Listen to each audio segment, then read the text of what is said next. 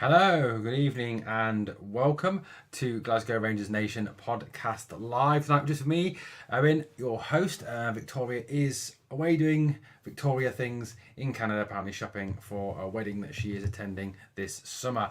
Apologies about the internet's not great. It keeps skipping out. I do apologise. Evening to everyone in the live chat. Welcome on board. Great to have so many of you here on a Monday night. No, is it Monday? No, it's Tuesday, isn't it?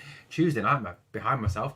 Good evening to RFC 56 this evening. All great picture of Walter there on his by David Hutchison, RFC. How are you, mate? I'm good, thank you. All good. Thank you very much to our new member, Bear72, being a new member of the channel. We've got some fantastic members. I'll give them a shout out in a minute. Evening, everyone from the South Wales Loyal. Good evening, Nicholas, my mod. We've got James Hendry. Good evening from Dalbeattie, which I think is on the west coast of Scotland, I do believe, if I am very much mistaken. Some dude called Glasgow Rangers Nation saying smash that like. Don't know who he is. Some dodgy geezer, so I've heard. Phoebe Queen as well saying good evening. Bears from Bournemouth, obviously a Bournemouth loyal. People saying good evening.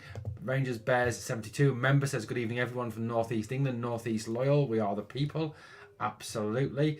Rangers Bear has an idea. I mean, you should get Lana Wolf on the podcast. She's a big Rangers fan. I think that might get us cancelled if we got Lana Wolf on the podcast. Definitely another comment, Rangers Bears, I'm not bringing up on screen. We've also got Stuart in the live chat as well. Stuart, welcome on board. RFC 56, Stuart. Just quickly scrolling through. Snecky Bear with some good wishes for my daughter who lost a hamster tonight.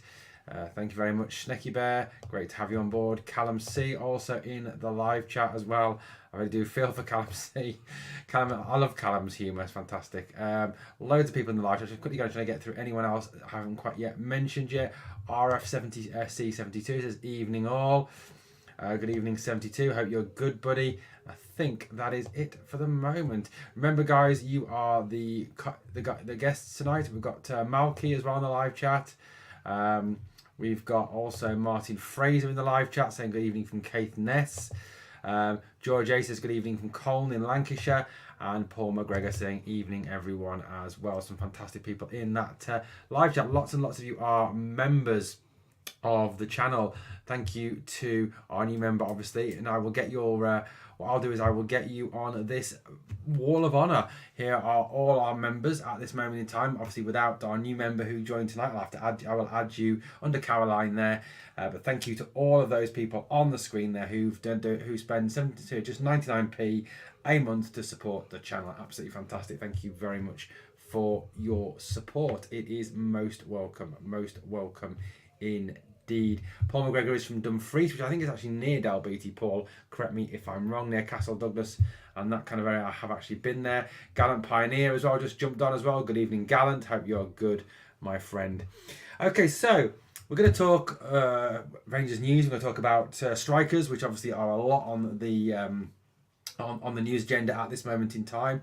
Get your thoughts in on that. We've got number 55, Robert from Springburn. Robert, good evening. How are you doing, buddy? Good to have you on board as well. So let's talk strikers. You know what? I want to talk first of all budget. That's what I want to talk about. Budget. What is Rangers' budget this summer? Where are we up to with budget? Stuart Henderson in the live chat. Evening, Stuart. Alexander as well. Sorry guys, we're trying to get through these, but I want to keep everybody included. So let me know. What do you think the budget is? What is the budget? Now, I went in search of this information tonight. You know, I was sat going through the computer trying to find out budget. So this is what I've read is 10, 12, 15 million. So it's somewhere between 10 and 15. Stuart says seems like pennies. Owen, to be honest, it could be that way with all these frees. What is the budget? Now, I read an article that worried me slightly. Someone said that the budget was... there was already a £10 million ring fence was for Malik Tillman and James Sands. Now, neither of those are going to join this summer. So someone said then, does that mean that the 10 million from those guys gets added to whatever the budget is to increase the budget? Well, apparently, according to a number of articles that I've read tonight, it doesn't work that way. The 10 million was part of the original budget. and budget is rumored to be about 15 million. So does that mean that the budget without Tillman and Sands was 5 million? And if that's the case, what were we expecting to get for £5 million? Probably very little in the modern transfer market. The modern transfer market is exceptionally expensive. You know, there is a premium price on strikers. There is a premium price on any quality player. And you've just got to look at, you know, the amount of money that has been spent in the EPL, that has been spent in La Liga, that has been spent in the Bundesliga at the moment amongst the top teams. An awful lot of money, which does, of course, beg the question of how we're supposed to compete in Europe against these teams with these vast budgets. RFC 72 says, Beale said it was better than what previous managers had, so should be around 15 million base before player sales. 55 says, lucky for 12 million. Snecky Bear says, what happened to the money from last year? I take it you mean the Calvin Bassey and the Joe Aribo money. Well, apparently that's gone. It was used to pay off Van Bronckhorst and his staff. It was used to pay off other staff. It was used to help build Edmiston House. It was used for a number of other things. Apparently that's not going to be reinvested in players. That money has disappeared, apparently. Marky McKellen says, that's why we can't spend 6 million on one player. Paul McGregor says, I would say 15 million plus player sales. That's obviously a big thing that we need is player sales. We do need to ship out some players like Kamara, obviously, you know, as one name that's been mentioned, Scott Wright, another name that's been mentioned, John McLaughlin, another name that's been mentioned. We do need to ship out these players to maximise the revenue for this transfer budget. It does beg the question, though, what is the actual budget? And look, I know, look, I accept that Rangers top staff are not going to come out and say, we have got X, Y, or Z to spend, because the moment you come out and say, I've got so many million to spend, your price automatically will go up for certain players. That's the way it works, you know. That's why Manchester City get charged vast sums of money for the players they bid for, because everyone knows they've got a bottomless pit of money. The same, obviously, as Newcastle United now, who are owned by the Saudis. Again, vast sum of money. Paul McGregor in the live chat says he would keep Scott Wright at the club. What, as a squad player, maybe. Paul, we've got here Stuart, who's been in Florida, says it was good. He saw a few Rangers tops at Universal Studios, my hotel. Worldwide club. So the budget obviously is tight. So that's the one thing we've got to take into account. We look at obviously trying to sign these players. 3 million reportedly has already gone on Sam Lammer. So if you work on the basis of 3 million for him, Dowell on a free, Sterling on a free, and Butland on a free, you've therefore got around 12 million left to spend on players. Now, you've got a situation where you've got a budget where 2.5 million could go on Panzo, and I'll talk about him in a minute. So you would take that down to what, 9.5 million. So that gives you 9.5 million to spend on strikers. So Michael Beale's got to be very frugal, very tight, very, you know, clever with his money. Now, one of the stories that came out of today, when we dropped a video earlier on it, here's the thumbnail you need to look out for, was about this man here, Danilo, who is from Feyenoord. Now, I was trying to catch up with some details about Danilo and his involvement and his potential to come to Rangers. Now, before we talk about him as a person, as a player, Danilo is one of those names that kept appearing on lists. I don't know if you guys read it, but you know, whenever there was a report came out about which strikers we were going to go for, which strikers we were interested in, his name kept springing up. And I'll be honest with you, I didn't actually pay a great deal of attention to it. I would read it and would go, Dessers, Danilo, Madja, Duvakis went at the time, and so on. And I would kind of completely rule out that name Danilo and focus on Dessers, Madja, and you know, whoever else. So I kind of ignored it. So to see that come out today, that we've put in a bid for him, that he's clearly someone that Rangers are interested in, came as a sort of, not a surprise because I've seen his name mentioned, but definitely not the player that we were, I thought we were going for. And I think maybe this is a sign that they've kind of grown weary of the old Cyril Dessers problem. You know, the fact that Cremonese want 5 to 6.5 million for him, which is utterly ridiculous for a 28-year-old who hasn't had a decent season in years. So I think that is obviously a question we need to raise. RFC 72 says free transfers also aren't totally free. There's a higher signing on fees, agent fees from it all as well. I suppose that depends. Is that included in the budget, or is that wages kept separately? So there we go. We don't know. Number 55 says, hopefully we can sell Ben Davis. Yeah, that would be good to sell him. Wright gets a nosebleed when he gets in the penalty box, says Malky McKenna, obviously disagreeing with Paul. So we've seen multiple strikers linked. Now let's have a little think about Danilo. I don't know what you guys know about Danilo, or any information will be greatly received. But obviously Feyenoord obviously Dutch champions, apparently was a fundamental part of Arne Slot's title-winning team in Holland. He did a sterling job for them, apparently. Apparently he's a very quick striker, a fast striker. I saw him kind of, in terms of his speed, only in terms of his speed now, likened a little bit to Fashion Sakala. Not the rest of it, don't worry. If anyone goes into meltdown that it's Fashion Sakala 2.0, don't, please. He's not Fashion Sakala 2.0. He's a lot more savvy than Fashion Sakala. I think that's probably the most diplomatic way to put that one. But he's quick, he's skillful, he's good going forward. He knows where the goal is. He is a very talented player, and he's only 24 years old as well. So again, he's got growth in him. He's got sell-on value. He's someone, if we can turn him into being a decent player, you could double, triple the value of this player going forward. Look, the trading model. We may not want this We may want, we want our players to stay. We get a good player, we want them to stay. But unfortunately, it's not the world we live in at this moment in time, until we get, a takeover where someone's going to come in and spend shed loads of cash on a player.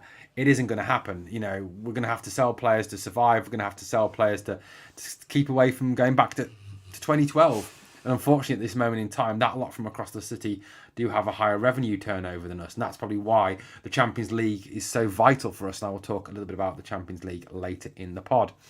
This is the facts and figures on Danilo.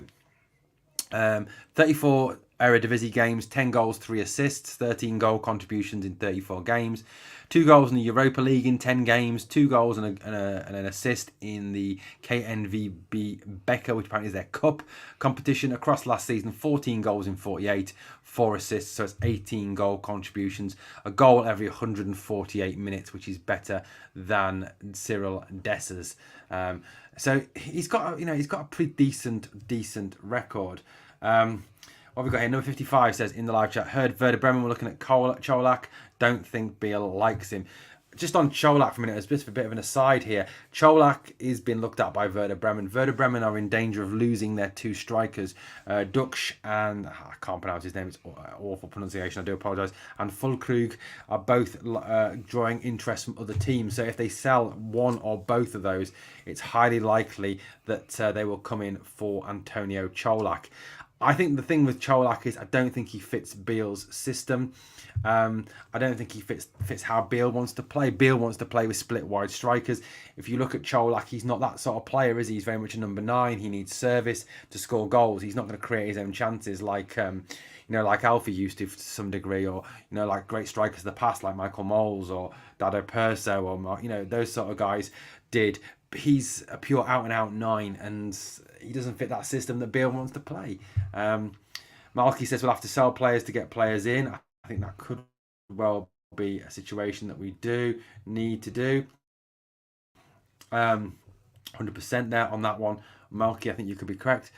Aldo says would be mental to get rid of Cholak. I think the issue there is that, Aldo, it depends on what we do in terms of who we sign, players we bring in, etc, etc. So back to Danilo again. Danilo, I think, is a quality player. Now, initially, apparently, the bid for Danilo was around about 5 million. Apparently, that's what is being rumoured at this moment in time. However, it's rumoured that Feyenoord wants 7 million plus for him. So I think a lot depends on whether or not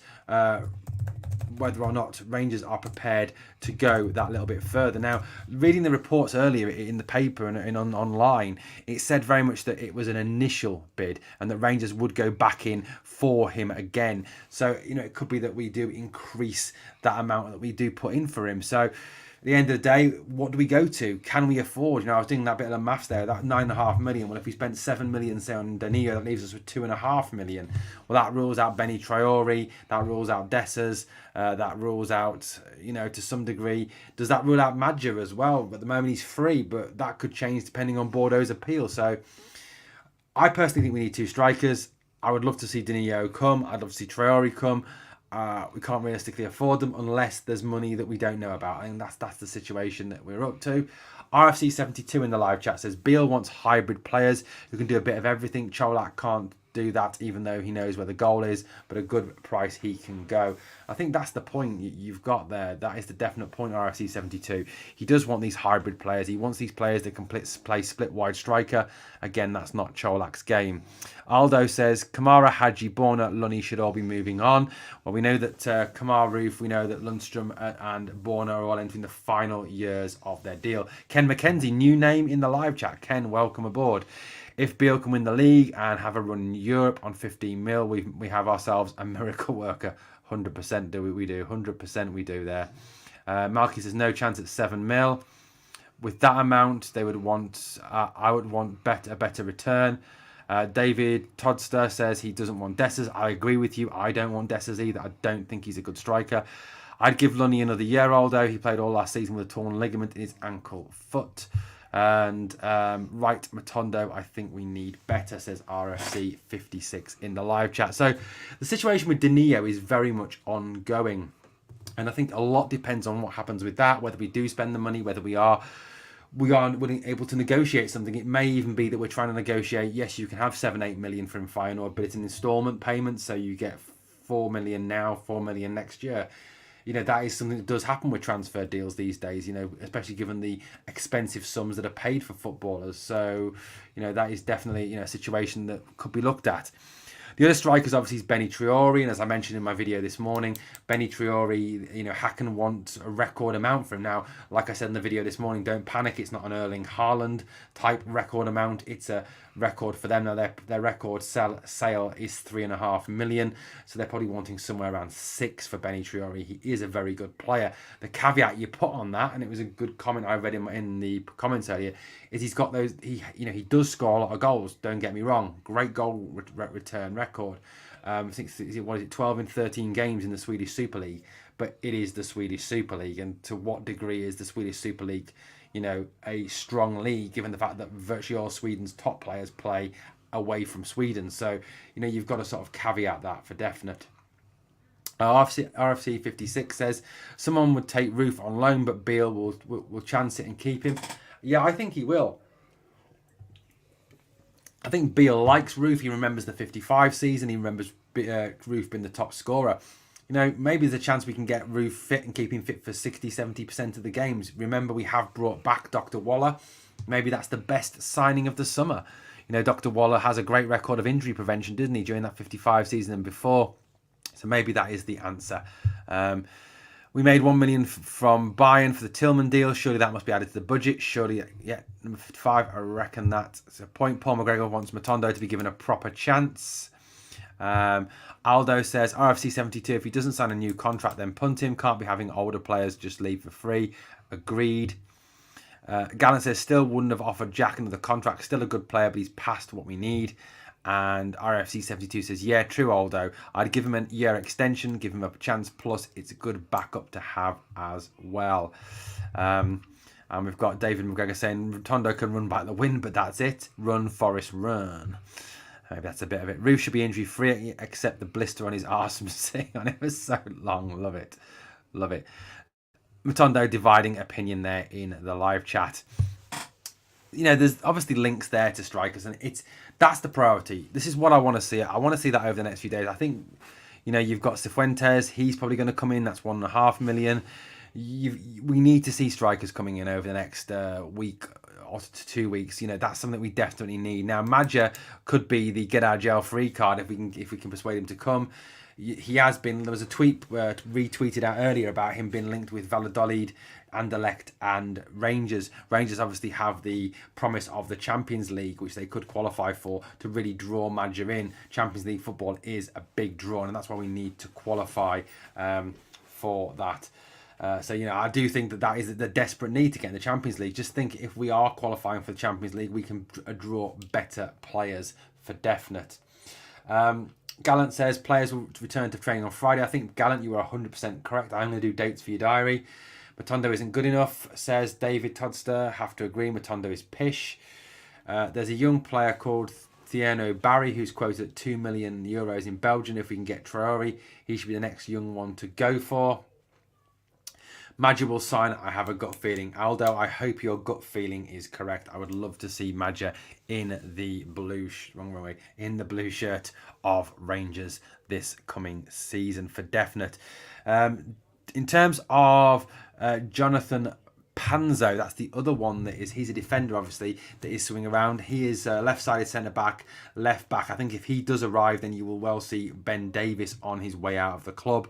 Ben Davies will report though for pre-season training on Friday, so I've been told. Panzo is a left-sided centre back. He is a decent player. I've heard some good things about him. He is a target. This is what Fabrizio Romano said, that he is a target. However, Bundesliga and English clubs are interested in going for him.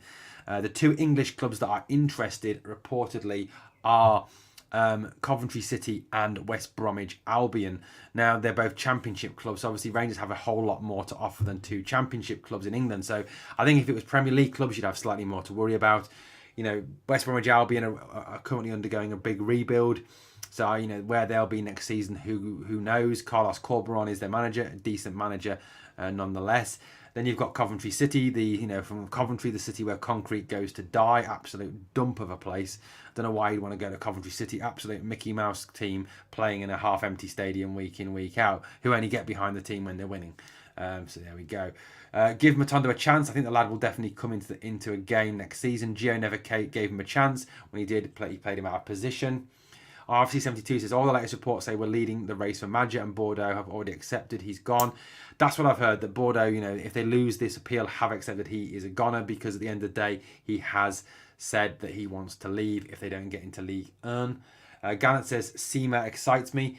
I think Seema, and I'm going to come on to Seema in a minute, Gallant. But, Panzo is someone who is interested, I think, in joining Rangers. He has links to Michael Beale. He has previously worked with Michael at Chelsea. So that's a situation that I think Michael Beale can exploit. The danger, of course, is if we get into a bidding war. 2.5 million, I think we can afford. If we start getting into a bidding war where Bundesliga clubs and Scummy City and West Bromwich Albion are putting in their bids, we could be outbid, and that is a concern. That is a huge concern. There is no rush apparently on the Panzo deal. I think very much that John Suter and Connor Goldson are seen as our senior centre halves for the new season, and I think that's got to be right at the moment. Suter finished last season very, very well. Obviously, injury is a worry with Suter, isn't it? He is out an awful lot. Connor Goldson, again, I think did look very, very good indeed. Aldo says European football will be massive to get Madja in, and I want to talk about the Champions League shortly, so yeah, absolutely agree with that. Gallant says apparently there's other clubs looking at Panzo. That's what I see. As I said, Coventry City, West Bromwich Albion and Bundesliga clubs. I don't know which Bundesliga clubs it is. RFC 72 says Aaron Trusty over Panzo for me if they're around the same price. Very good.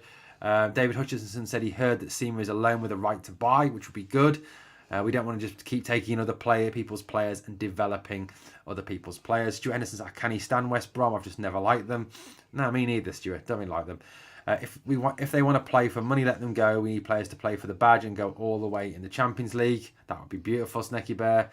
I can see us not bringing any more centre-backs with Davis and Sterling, etc. there. True.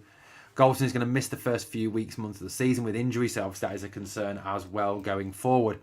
Obviously a lot more would come available. Now, one obviously trump card could be that Ross Wilson is now the sporting director at Nottingham Forest.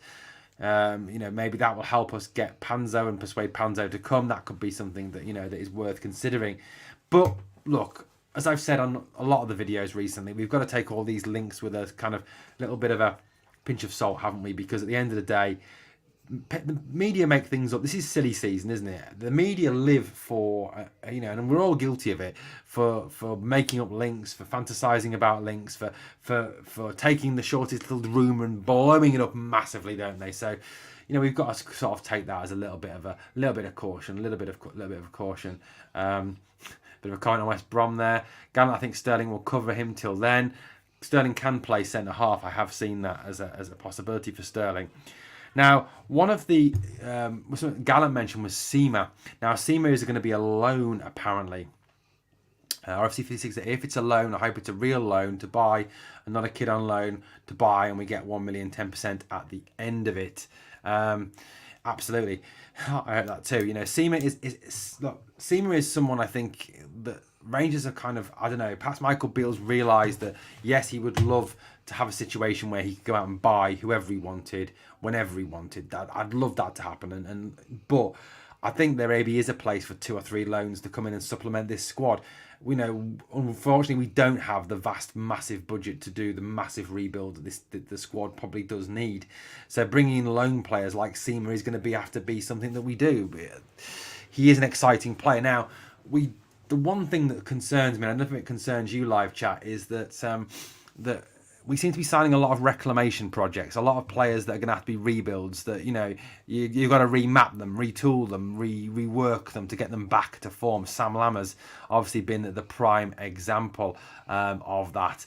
But is Seamer a bit of that as well? He is a very talented player, don't get me wrong. You know, when he played for Slavia Prague, back in those games in Prague, Slavia knocked out Rangers. He was fantastic, wasn't he? He looked really, really good. He looked to be the next big thing, you know, coming out of that. So, you know, that was certainly something that we look at. Cammy K from the Wolfpack, evening Cammy. That'd be fantastic. Fantastic, Cammy, to have you here. So Seamer is a very good talented player. Now, I can see him fitting into that role as a split wide striker. Perhaps that was where Beale intends to play him. Now, I've heard a lot of people mention wingers, but I don't think we're going to play with wingers next season. I really don't. If you look at the way that Beale likes to play, it's these split wide strikers, and behind them the likes of Cantwell, of Lawrence when he's fit, Hadji, players like that. That's where he wants to go, I think, with this. So I don't know whether we will sign any wingers, if I'm being wholly honest. And I know Seamer can play as a winger, don't get me wrong, but I think he'll be used up front or part of an attacking three, if that's the way we play. I think a lot does depend on how we line up, doesn't it, going forward. Gallant says, I like Lucas Sterling, plus Chelsea fans were disappointed at losing him, which tells a story. They were very disappointed at him going. Gallant, no doubt, that'll be the main aim, but the boy can play anywhere at the back four as part of a three. Gallant Hadji doesn't excite me. Gallant, he excites Victoria. There we go. Yeah, so I'll talk a bit about Sterling in a moment. But Seamer does seem like an exciting player. So, you know, that is certainly something you know that we need to think about. I think he is someone who will add to this team, and I do hope it's on a loan to buy, so that if he comes in, he impresses, that we can actually get him. But I hope a price has been agreed. I really hope a price has been agreed, and it's not one of these loan to buys with no price agreed, and then you get to the end of the loan scheme and suddenly find out that, you know, he's £15 million because he's done so well for you, or 10 million, which realistically we're not going to be able to afford. Aldo's apologising to Victoria. Gallant says he loves a tackle. So, yeah, Dujon Sterling. Dujon Sterling is someone who can play any position. He can play centre-half, he can play left-back, right-back. He is a very multi-talented young man. So, you know, the one thing I'd kind of put on that is he has had some, you know, championship football experience, but not yet any like top level football, so that may hold him back initially just this season. Right, guys, if anyone out there, if you haven't done so already, please smash that like for me. That'd be fantastic if you could. Ken McKenzie says, any news how Goldson and Lawrence are faring injury wise? Now, Lawrence apparently will not be available until a couple of weeks into pre-season. Apparently, that's what I've heard, and also Goldson will also miss a large part of the pre-season as well, Ken. So here we go. So Aldo says, Tom Lawrence is my number one choice for left wing. So these guys are on huge wages. Just because they love football, they should do what they love. We need players that teams are going to fear. No one fears Hadji or Matondo, says Gallant. Gallant can't wait to see him put up wee Kyogo in the air. Apparently he could be going to Tottenham. Surprise, Aldo. Dujon isn't rejecting Prem teams and Championship teams to sit on our bench. He's going to play. I'd hope, well, let's see what happens. I think, you know, he could be. It did seem from his interview that he gave, didn't he, that was kind of what he was saying. So, yeah, could well be. Okay, so now some people have mentioned game pre-season starting, etc. So let's have a quick look. Here's something that I prepared earlier. It's like Blue Peter, isn't it? Here's some dates for your diary. So, Friday the 30th of June, this coming Friday, pre-season starts. Friday the 30th of June at 9 a.m, fixture release day for the SPFL. So all leagues fixtures are released. So we'll get to see who we face in the first game of the season, when the first Old Firm game is, everything like that. So, that'll be fantastic to see. We will be covering it here on this channel. So fixture release will be covered here on this channel. So if you want to know who we're playing, when we're playing, there will be a video on the channel. I aim to get that done before I go to work on Friday. Monday the 24th of June is the UEFA Champions League third qualifying round draw that Rangers will be involved in, taking the Champions route. So we will avoid some of those bigger teams in the third qualifying round. On the 8th and 9th of August, there is the UEFA Champions League third qualifying round first leg. And of course, that will be the first live stream of the season here on Glasgow Rangers Nation for you, bringing you the game. On the 15th of August is the second leg of the third qualifying round as well. So yet again, another chance for you to... July. Sorry, Gallant. It's meant to say July.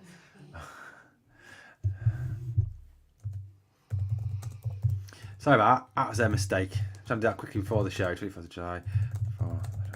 I'll correct that in the live chat. There we go. 24th of July for the live chat. Sorry about that. Complete muck up. Here's a joke I prepared earlier. So 24th of July. Sorry, lol.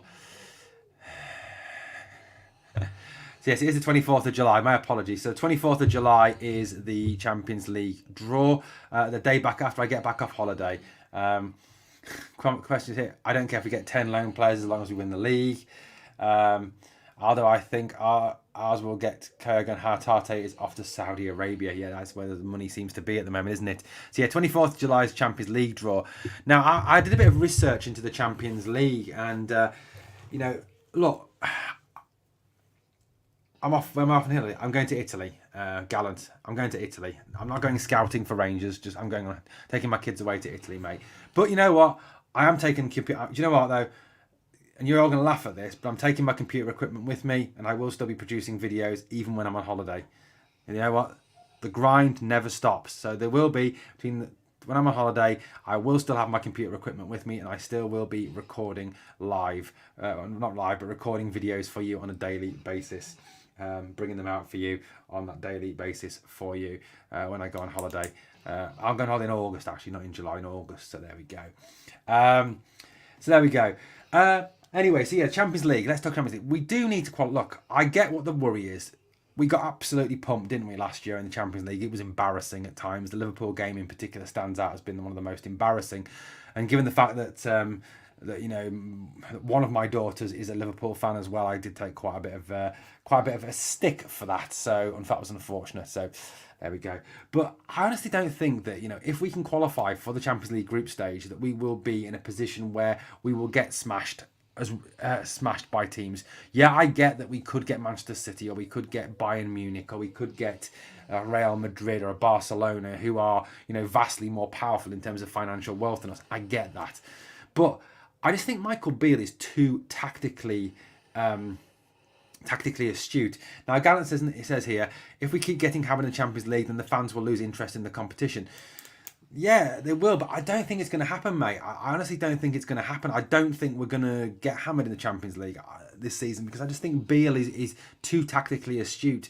He's too...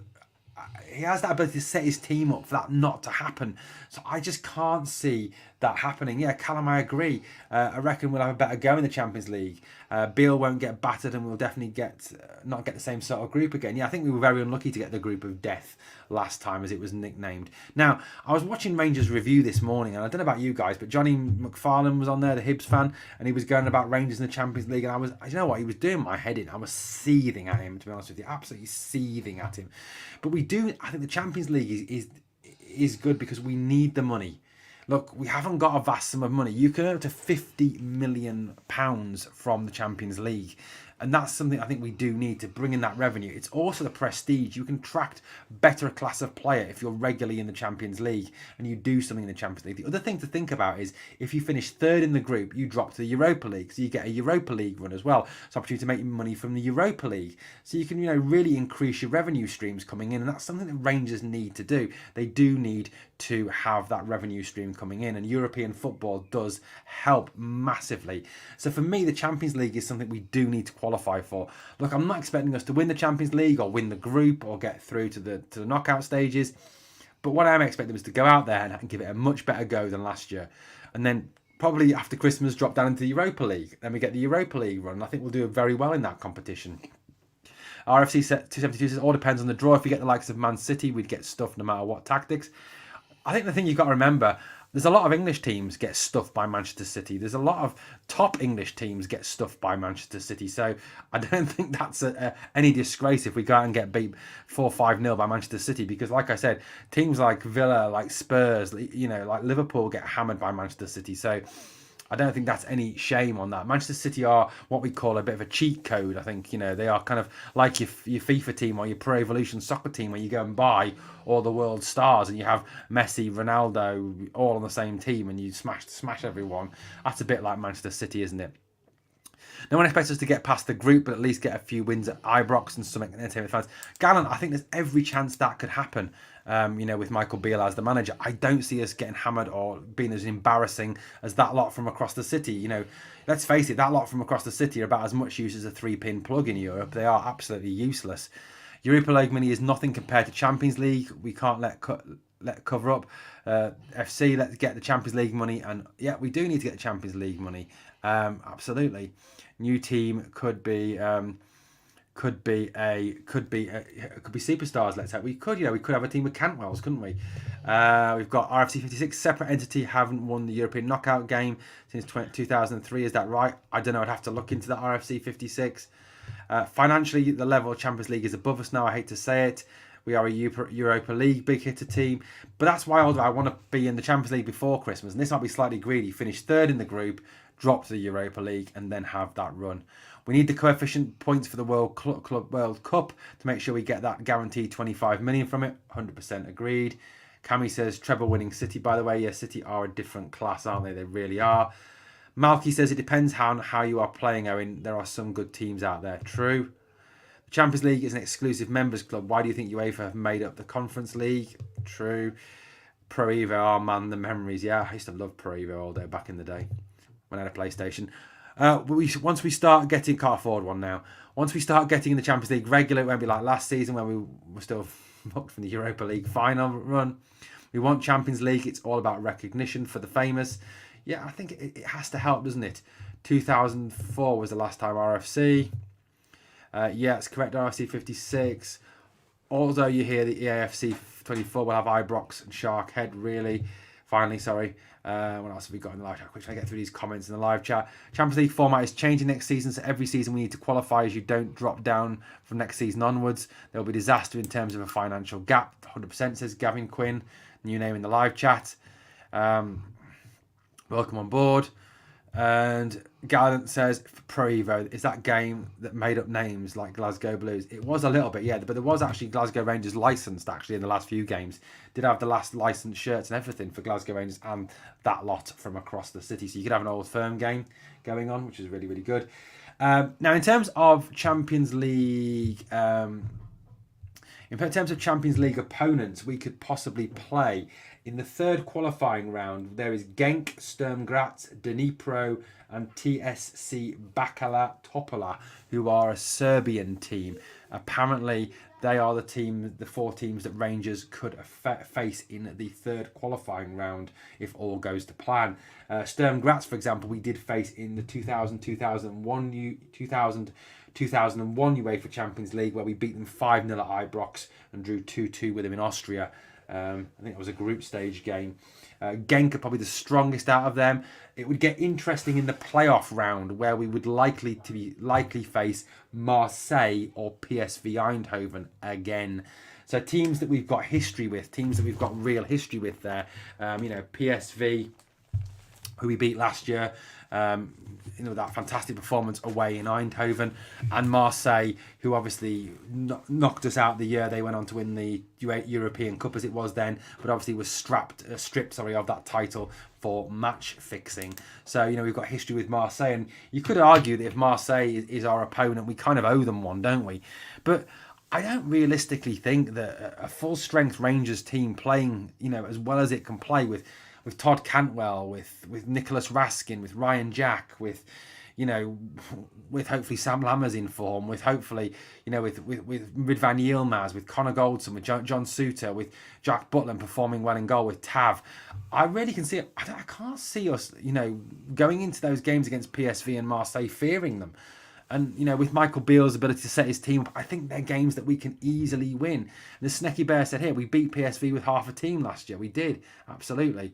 So at the end of the day, it is a situation where I think we can easily progress. We really can.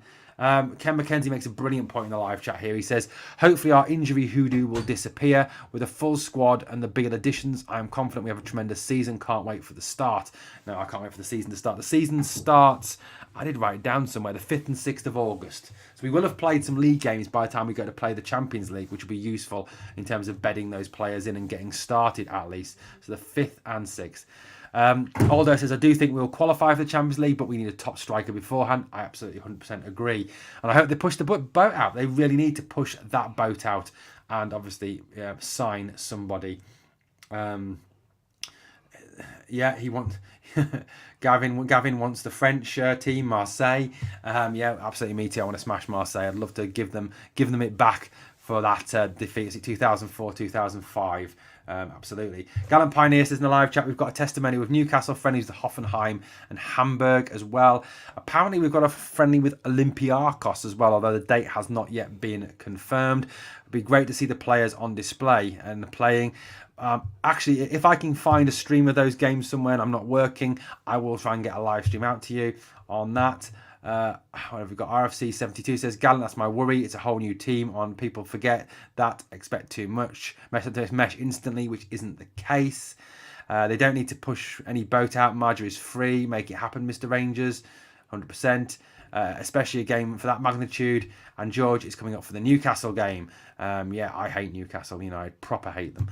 Especially now they're owned by the Saudis. Properly hate them for that. So, I hope we absolutely smash them in Alan McGregor's testimonial game. Right, guys, I'm going to call that a night. It's just coming up for 9:15 here in the UK. Just over 40 minutes on this pod on a solo show. Thank you so much for all your thoughts, your comments, your questions. Been absolutely superb to share the pod with you again, with you as my guest. Now, reminder, we have a special guest coming up next week. So next week, on Wednesday, the 3rd of July, we have Adam Thornton from Heart and Hand, the author of Gerard's Blueprint, the guy who does all the tactical analysis and player analysis for Heart and Hand. He will be on the podcast with myself and Victoria. So look out for that. So that's next week. It's already scheduled, so you'll see it. Just click the notify me and you won't miss out on that podcast with Adam Thornton from Heart and Hand. Should be absolutely excellent. I'm also currently negotiating with Dan from RFC News for a podcast with him as well. And we've got another few exciting guests lined up too. Brilliant. Thank you very much to Gallant. Thank you very much, Aldo. He's going to the game as well, Malky. That's the Newcastle game, I take it. Gallant, mate, that's why the season, as much as I want the Champions League, I wouldn't mind the 5 million parachute and running Europa. Focus on the league. That's what I want most this season. Snecky Bear says, if I can bring the comment up, but my computer's playing up, says, cheers for... Come on. Okay, it's not going to come up. It says, cheers. We've also got... Who else have we got in here? It says, cheers, they're in top class, says RFC 56. Snecky Bear says, cheers, Bears, for another great podcast. Gallant says, get Bizgrove on the show. I'd love to. I am working on it, but at the moment I'm not getting very far. Dan's a good lad. Take care, everyone. I echo those sentiments as well. Please smash that like. 66 people watching at the moment. Please smash the like. Thank you for all your support. It means the world to Victoria and I, the fantastic support you give us. Like I always say, this channel would be nothing without you guys. Thank you so much for watching. As always, remember, we are the people.